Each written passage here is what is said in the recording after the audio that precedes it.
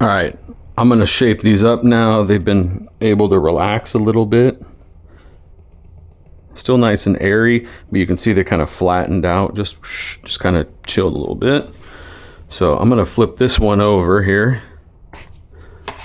Take it like that. I don't really have much room to work here. Let's do it over here. So I kind of make this into a bit of a square here. You know, you're being gentle. I'm not like pinching like this. I'm sort of just going underneath and lifting this and just letting it settle down. Now, for doing rounds, or they're called boules, which is bougie, but that's what they're called. I do something simple. I flip my hands underneath like this and pinch. Now I'm only pinching, you'll see, like at this top seam part here. Not pinching the dough hard, squeezing it together. I'm just pinching basically the seam closed like that. All right. So now you're left with kind of this rectangle, and you just do the same thing. I took it from this side, fold it up, I pinch that together too. It doesn't look pretty sitting in here. And now we'll kind of pinch up the ends here, the little dough butts, pinch them closed. That doesn't look too pretty. I'm gonna roll it around in some rice flour here. Use rice flour because it's, first of all, it's gluten-free, and it doesn't interact, meaning it won't soak in like regular flour will just soak in. So if I were to roll this in regular flour and put it in here, it's not giving it any non-stick properties. This basket, this dough will stick to it if you don't do this. So I kind of do that just to have this be non-stick. This one is done. So we'll get that out of the way. I got a bunch of plastic hair nets, not hair nets, but shower caps for food. And you'll just cover each one of these up with its own shower cap. So yeah, let's shape these other ones. All right, so same thing again. We got ourselves another round. I don't really like the rounds. It's just probably like a weird vanity thing. When they bake up, they're just kind of uglier to me. So again, squeeze it in the middle, pinching at the seam, not pinching the middle of the dough.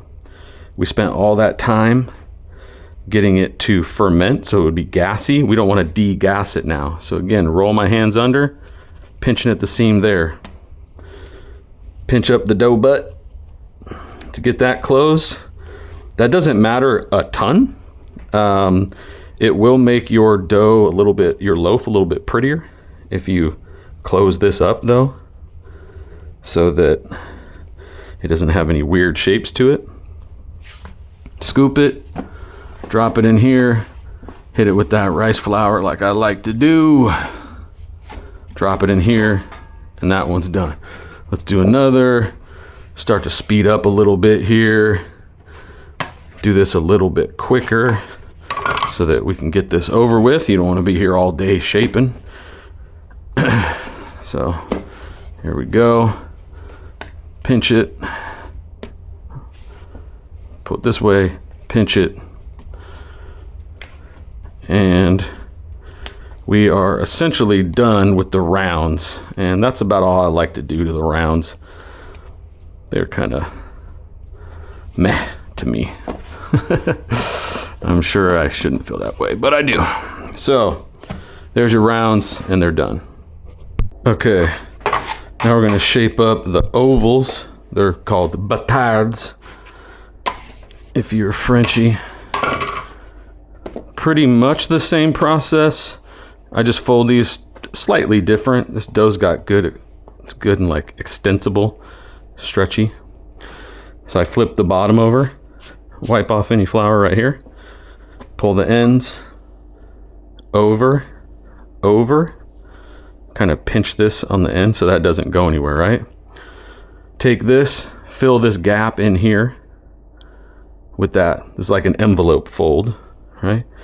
Take the ears, pinch those over, and then I take this end, and see if I can do it like this. I pull it over, and I kind of seal it with the other end, and I'm taking my hands like at a 45-degree angle like this and sliding across the counter, and that pulls the dough tighter there. And I take my thumbs on the counter and push them, and then I'll take my hands here as well. See how this is open right now, like this? You go like this and you slide it against the dough, and now you'll see now that's gone. So I'm tightening up the ends like that. That's it. That's ready to go. Then I've got a basket right here. Flip this guy over. I'll rub it in some of this rice flour on the bottom and drop it in here. Now, a lot of times what I'll do with these is a stitching. So I take, there's that seam on the bottom that I was just squeezing, and I kind of go like this and pinch. So you're just giving it one last little tightening and then pinching the ends. So this bread, I'll pinch this little dough butt closed like that.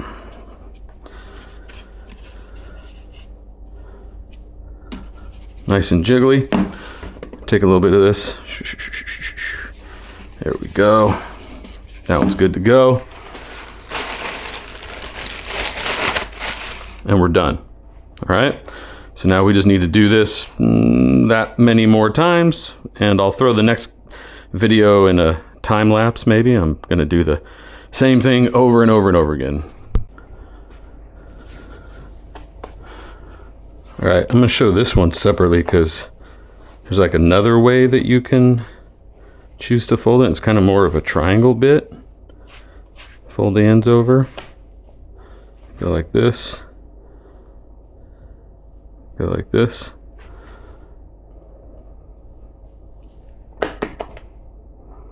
One side goes that way, one comes down here into this corner. See, kind of makes this little burrito shape here. And then you pull up from this side like this, and you sort of tuck, and you roll it and tuck it, and roll it and tuck it. And then you end up with a very similar shaped, dough log.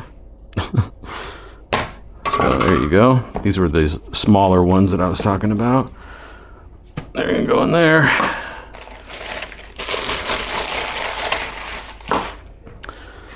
And then you can do it another way, like this. So, got myself a little rectangle, right? I fold 1/3 like that. Here, I'll turn it this way so you can see. Then I fold this third over that way. Kind of pinch that seam right where I do that. And then fold this over 1/3 this way. And then I'm sort of reaching under like this and then rolling it like that.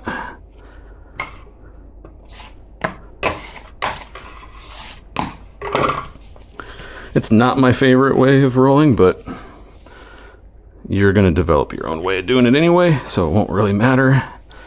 Once you do this a few times, you'll figure out what you like, and that's kind of the whole point. So there we go.